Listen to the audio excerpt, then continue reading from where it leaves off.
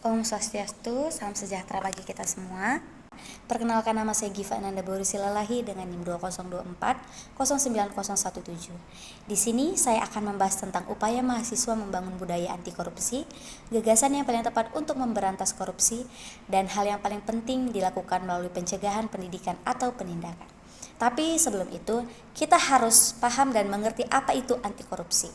Anti korupsi itu adalah upaya untuk mencegah, mendeteksi, dan menindak korupsi dalam segala bentuknya, dengan tujuan untuk menciptakan pemerintahan yang transparan, akuntabel, dan bersih dari praktik korupsi. Anti korupsi juga bertujuan untuk meningkatkan kesadaran dan partisipasi masyarakat dalam mencegah dan memberantas anti korupsi. Baik, kita akan masuk yang pertama. Pertama adalah upaya mahasiswa membangun budaya anti korupsi dapat dilakukan melalui berbagai cara. Yang pertama, pendidikan dan kesadaran. Maksudnya adalah mahasiswa itu dapat meningkatkan kesadaran dan pengetahuan tentang bahayanya korupsi melalui pendidikan dan pelatihan. Yang kedua, kampanye anti korupsi.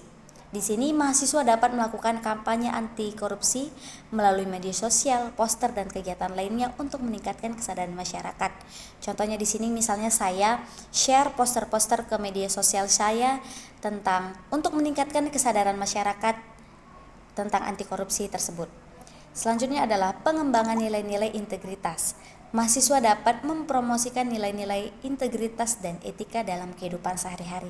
Dengan melakukan upaya-upaya tersebut, mahasiswa dapat berperan aktif dalam membangun budaya anti korupsi dan meningkatkan kesadaran masyarakat tentang pentingnya integritas dan transparansi. Selanjutnya yang kedua adalah beberapa gagasan yang dapat dilakukan untuk memberantas korupsi. Antara lain yang pertama, meningkatkan transparansi dan akuntabilitas dalam pengelolaan keuangan dan kekuasaan. Yang kedua, menerapkan sistem pengawasan internal dan eksternal yang efektif. Yang ketiga, meningkatkan kesadaran dan pendidikan masyarakat tentang bahaya korupsi.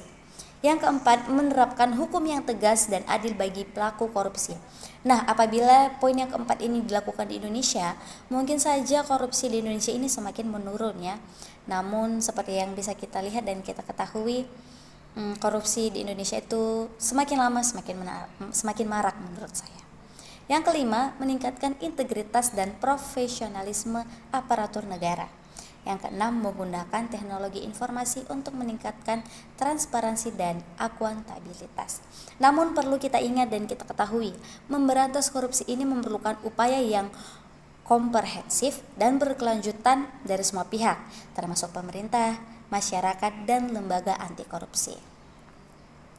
Selanjutnya, hal yang paling penting dilakukan antara pencegahan, pendidikan, atau penindakan. Sebenarnya ketiga hal tersebut sangat penting ya. Namun kalau memilih yang paling penting, tentu saja yang paling penting itu adalah pendidikan. Karena di sini pendidikan yang menjadi kunci utamanya. Pendidikan dapat membentuk kesadaran dan karakter individu untuk menolak korupsi, sehingga dapat mencegah terjadinya korupsi sejak dini.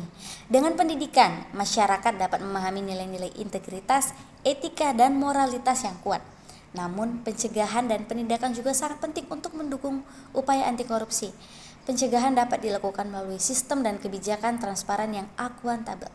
Sedangkan penindakan dapat dilakukan melalui penegakan hukum yang tegas, adil bagi pelaku korupsi. Jadi hal ketiga ini sangat penting dan ketiga hal ini harus berjalan bersamaan supaya anti korupsi ini tadi maksimal dalam pencapaiannya. Begitu. Sekian pemaparan dari saya.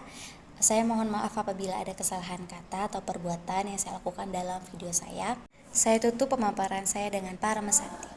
Om Santi Santi Santi Om. Terima kasih.